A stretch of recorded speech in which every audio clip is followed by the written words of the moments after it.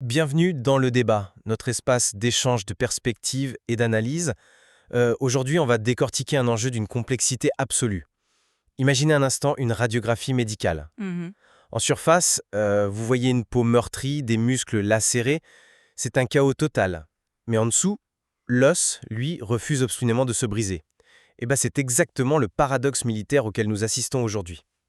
Ouais, c'est une très belle image. Merci. Nous sommes le 24 mars 2026.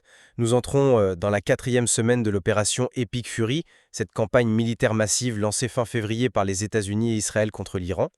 Et la question centrale du débat, c'est Trump, le bluff et l'Iran. Qui gagne vraiment cette guerre? C'est toute la question. Ouais. Exactement. Parce que d'un côté, on a l'impression que la coalition américano-israélienne domine totalement l'échiquier stratégique. Mais de l'autre, on a cette réalité souterraine où l'Iran encaisse, s'adapte et surtout continue de frapper. Tout à fait. Donc pour poser nos positions, je vais défendre aujourd'hui la vision macro. Je vais vous expliquer pourquoi la stratégie globale de l'administration américaine, ce fameux bluff de Trump devenu réalité, a fondamentalement détruit l'architecture de dissuasion de l'Iran. Et de mon côté, j'aborderai la question sous un angle différent, une vision vraiment micro. Parce que si l'on regarde au ras du sol et surtout à 500 lettres en dessous, la réalité est tout autre. Tu veux dire l'infrastructure militaire? Exactement. Elle reste quasi intacte. L'Iran a en fait transformé la géologie en arme, et ça lui confère une endurance tactique que la puissance aérienne américaine, aussi écrasante soit-elle, ne peut tout simplement pas effacer. D'accord, je vois très bien ton angle. Mais pour bien comprendre l'ampleur de ma position macroscopique, il faut, je pense, prendre un peu de recul. Vas-y. Regardons l'effondrement stratégique absolu de l'Iran ces dernières semaines. C'est la suite logique de la guerre de juin 2025. En quelques semaines d'Epic Fury, l'alliance américano-israélienne a accompli l'impensable. Ils ont éliminé le guide suprême, Ali Khamenei. Ce qui est un séisme politique majeur, on est d'accord. Un séisme total, mais surtout ils ont méthodiquement anéanti ce que Téhéran appelait fièrement son axe de la résistance. Je veux dire, le Hamas a été démantelé, le Hezbollah a été décapité en 2024 et le régime d'Assad est tombé en Syrie. Coupant le corridor vers la Méditerranée. Exactement. Ce fameux corridor logistique n'existe plus. Aujourd'hui, l'Iran est nu. On assiste à une cohérence opérationnelle sans précédent. Près de 900 frappes américaines et israéliennes en seulement 12 heures au début de la campagne. C'est un volume de feu historique, oui. Et c'est là que l'administration Trump contrôle le tempo de manière magistrale.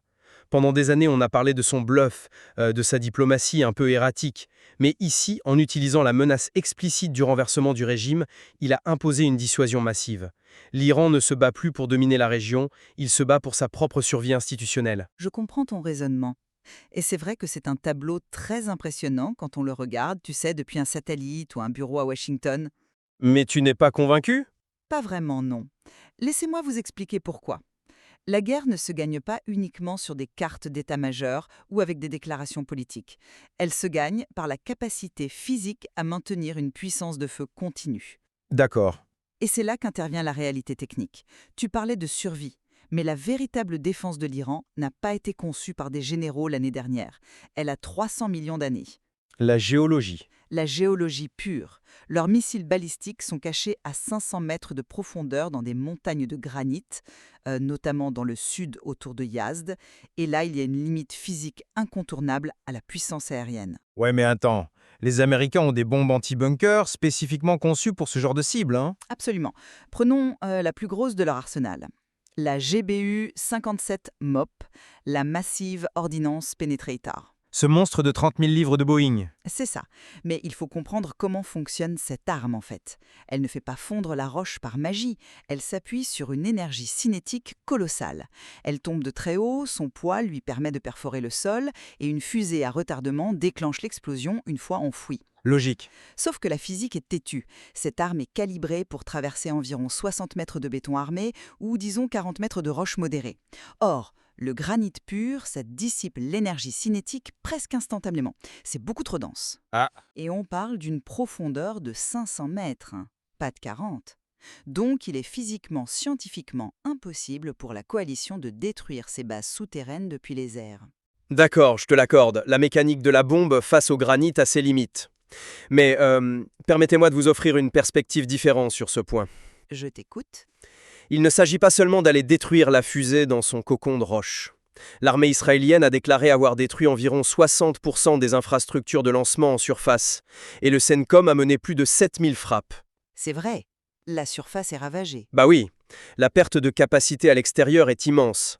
Pense à l'infrastructure nécessaire pour faire fonctionner une base souterraine. Si l'aviation détruit les énormes portes blindées, si elle effondre les entrées des tunnels et pulvérise les puits de ventilation, qu'est-ce qui reste? Le métro interne. Voilà, le fameux métro pour missiles de l'Iran devient totalement inutile si les sorties sont bloquées. En scellant ces sorties sous des tonnes de gravats, la coalition transforme ces forteresses en simples tombeaux. Non? C'est une belle théorie sur le papier. Mais je suis navrée, je ne suis pas convaincue par cet argument. En pratique, c'est très différent. Ah bon? Comment ça? Si on regarde les données satellitaires récentes de CNN et du centre ALMA, leurs analyses montrent que oui, les frappes effondrent les entrées principales. Mais ce que tu oublies, c'est la redondance absolue du système iranien. C'est-à-dire? Sous la montagne, ce n'est pas un simple tunnel en ligne droite. C'est un réseau tentaculaire entièrement automatisé. Si une porte blindée est bloquée par des gravats, le système informatique redirige simplement le lanceur vers l'une des dizaines d'autres sorties. Des autres sorties? Oui, souvent de simples fissures dissimulées dans la roche qui ne s'ouvrent vraiment qu'au dernier moment. Attends. Même s'ils ont d'autres sorties, les rapports indiquent que les Iraniens déblaient les gravats des entrées bombardées en 48 heures. Tout à fait. Mais comment c'est physiquement possible de faire venir des pelleteuses et de déblayer tout ça sous un bombardement constant, sans se faire cibler par les drones américains qui survolent la zone H24? Ça n'a aucun sens. C'est là que réside toute l'ingéniosité de leur doctrine asymétrique. Ils n'amènent pas d'équipement lourd depuis l'extérieur. Le matériel de déblayement, les foreuses, les pelleteuses, tout est déjà stocké à l'intérieur de la montagne. Oh waouh. Donc ils poussent de l'intérieur. Exactement. Ils poussent les gravats vers l'extérieur. Et concernant le survol des drones, l'Iran utilise un système de sortileurs. Ils font sauter de faux accès pour forcer les Américains à gaspiller des bombes à $1 million sur des portes vides. C'est vicieux. Très. Et la preuve absolue que cet endiguement de surface est un échec s'est produite le 20 mars dernier, en pleine campagne de bombardement. Un missile balistique a été lancé depuis ce même complexe de Yazd. Oui, bon, il s'est écrasé dans sa phase d'ascension. Certes, mais le fait même qu'il ait pu sortir et être mis à feu, ça prouve que la stratégie de l'emmurage de surface ne fonctionne tout simplement pas. Ok. C'est fascinant techniquement, je l'admets. Mais ça soulève un autre problème majeur pour eux. Pour lancer un missile, il faut un lanceur. Les fameux TEL, les tracteurs érecteurs-lanceurs. Oui, les véhicules de lancement. Même s'ils parviennent à trouver une porte non bloquée, au moment où ce véhicule énorme sort à l'air libre, il est exposé. Il devient une cible évidente pour n'importe quel F-35 ou drone en maraude. Et ces tels militaires, ça coûte une fortune, c'est bourré d'électronique sensible. Et c'est justement là que tu penses encore avec une mentalité d'armée occidentale. Les Iraniens savent très bien que leurs lanceurs vont se faire détruire.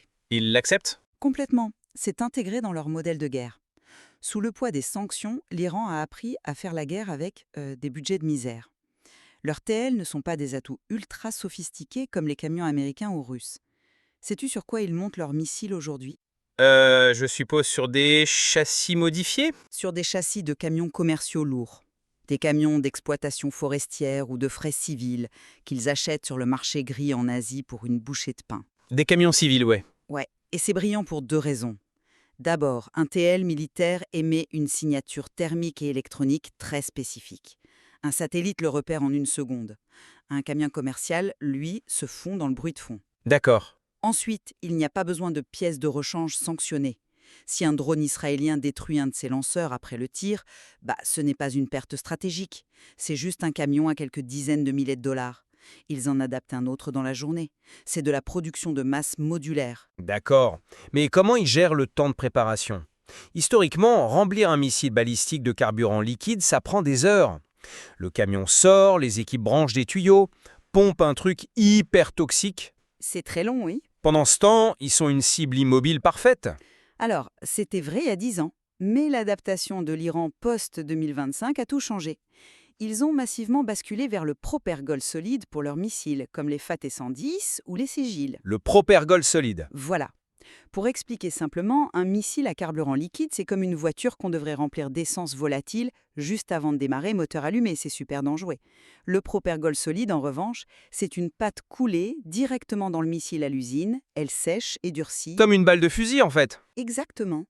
Le missile peut être stocké pendant des années sous la montagne, déjà chargé. Quand la porte s'ouvre, le camion sort, dresse le missile et tire en moins de 3 minutes. 3 minutes? Le temps que le satellite détecte la chaleur, transmette l'ordre et qu'un chasseur lâche sa bombe, le camion iranien a déjà tiré et recule dans son tunnel. Tu sais, en t'écoutant, je suis forcé d'admettre une chose. Si je me place de ton point de vue, l'ingénierie tactique est stupéfiante. C'est le mot, oui. Couplé du carburant solide, avec un réseau ferroviaire automatisé sous du granit, avec des camions jetables, c'est brillant. Ils ont conçu un système en sachant pertinemment qu'ils allaient perdre le ciel. Mais Ah, il y a un mais? économique et géopolitique. Cette survie tactique dont tu parles, elle a un coût stratégique absolument désastreux pour eux. Ce que tu décris au final, c'est l'agitation désespérée d'un boxeur coincé dans les cordes. Tu trouves qu'ils ont l'air désespérés, Russes? Mais totalement. Regarde comment la pression militaire de Trump a reconfiguré la région en quelques semaines. Dans sa tentative de riposter et de montrer que ses missiles fonctionnent, l'Iran a attaqué de manière erratique 9 pays différents. Ils devaient montrer qu'ils pouvaient encore frapper. Mais à quel prix? Ils ont ciblé les infrastructures civiles et militaires de leurs voisins du Golfe. Face à cette agressivité, l'Arabie Saoudite et les Émirats Arabes Unis, qui essayaient de faire de la diplomatie avec Téhéran depuis 2019, ont été contraints de changer radicalement de posture. Oui, ils n'avaient pas vraiment le choix au vu de l'escalade américaine aussi. Peut-être, mais les Émirats ont quand même subi plus de 150 missiles et 500 drones dans les premières 48 heures. Oui. Le résultat, une catastrophe géopolitique pour l'Iran. Les États du Golfe ont abandonné leur neutralité. C'est vrai. Aujourd'hui, alignés. ils demandent activement à Washington de, je cite, neutraliser l'Iran pour de bon. Ils fournissent du renseignement, ouvrent leur espace aérien. La diplomatie régionale de l'Iran est morte. Trump a réussi à les isoler économiquement et politiquement de manière absolue. Alors, tu parles d'un isolement économique total, mais je crois que tu te trompes de victime ici. Ah bon? Ouais. Regardons de plus près qui paie réellement la facture de ce soi-disant succès macroéconomique. L'Iran savait très bien qu'il ne gagnerait pas une guerre conventionnelle. Donc ils ont répondu en militarisant la géographie globale. Et leur atout majeur n'est pas sous la montagne. C'est maritime. C'est le détroit d'Ormuz. Le 2 mars, ils ont miné et fermé ce goulot d'étranglement, par lequel transite, je le rappelle, 20% du pétrole mondial. Ouais, mais bloquer Hormuz, ça pénalise l'Iran tout autant, non? Ils ne peuvent plus exporter leur propre pétrole, c'est un suicide économique. Sauf qu'ils n'ont plus rien à perdre sur le marché officiel depuis des années à cause des sanctions. C'est très différent. Le résultat immédiat de ce blocus, le baril de Brent a explosé à 126 $. C'est massif, oui. Mission, ça touche tout le monde. Non, pas dans leur exécution. Regarde la frappe spécifique sur Ras Laffan au Qatar il y a quelques jours. C'est le cœur battant de l'exportation de gaz naturel liquéfié. En détruisant ça, l'Iran a forcé le Qatar à déclarer la force majeure. Et c'est l'Europe qui en dépendait? Exactement. Depuis la fin du gaz russe, l'Europe dépend du Qatar. L'Iran paralyse les alternatives énergétiques européennes, créant une inflation galopante, mais pendant ce temps, et c'est là que c'est machiavélique, l'Iran négocie en sous-main des passages maritimes sûrs pour les pétroliers chinois et indiens. Attends, ils compartimentent le marché? Ils compartimentent leur douleur économique. Ils saignent les alliés de Trump tout en préservant leurs liens avec l'Asie. Cette capacité à manipuler le marché mondial rend la position militaire américaine très, très difficile à tenir sur la durée. C'est vrai que les Européens refusent de rejoindre la coalition navale. Ben oui, ils sont furieux de cette escalade. Au final, c'est l'Iran qui impose le rythme des conséquences mondiales. C'est un argument redoutable, je te l'accorde. Tu sais quoi? Faisons un exercice intellectuel tous les deux. Ok, je suis prête. Si je devais adopter ta vision micro 1 minute, je reconnais que l'ingéniosité de ce système de métro pour missiles est incroyable. Leur adaptation avec le propellant solide et les camions, ça rend vraiment l'éradication militaire impossible depuis les airs. Leurs ingénieurs ont gagné la bataille du sous-sol. C'est bien résumé. Et si, de mon côté, je dois adopter ta vision macro, Vas-y. je dois admettre que la perte de Khamenei et de dizaines de généraux, ça laisse le pays sans boussole. Et surtout, l'effondrement de leur dissuasion avancée, le Hezbollah, le Hamas. Ça les laisse sans bouclier extérieur. Exactement. Le simple fait que l'Iran doive tirer depuis son propre sol prouve que, d'une certaine manière, la stratégie de Trump les a forcés dans leur dernier retranchement.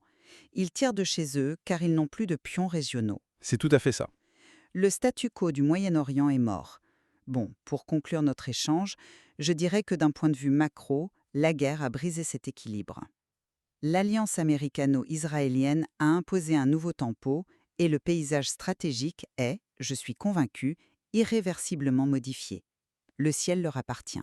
Et pour synthétiser du point de vue micro, je dirais que l'Iran utilise cette escalade pour démontrer une résilience invincible. Sous 500 mètres de granit, la production continue. Et par Hormuz, ils imposent un coût mondial insoutenable. Ça prouve que la technologie d'armement seule ne peut pas vaincre la géologie et la ruse asymétrique. Nous voici donc avec nos deux réalités. Une victoire écrasante au-dessus du sol contre une impasse indestructible en dessous. C'est exactement ça. Nous ne déclarons pas de vainqueur définitif aujourd'hui, car la réalité dépend vraiment de la profondeur à laquelle on regarde. C'est un paradoxe fascinant. Les États-Unis dominent le ciel, mais l'économie mondiale ne peut pas supporter ce qui se passe sous la terre. Il faudra surveiller les annonces du Centcom et les marchés asiatiques. Exactement. C'est dans ce croisement que se dessinera l'issue de ce conflit. Merci de nous avoir écoutés et merci à toi pour cet échange de perspectives. Merci, c'était passionnant.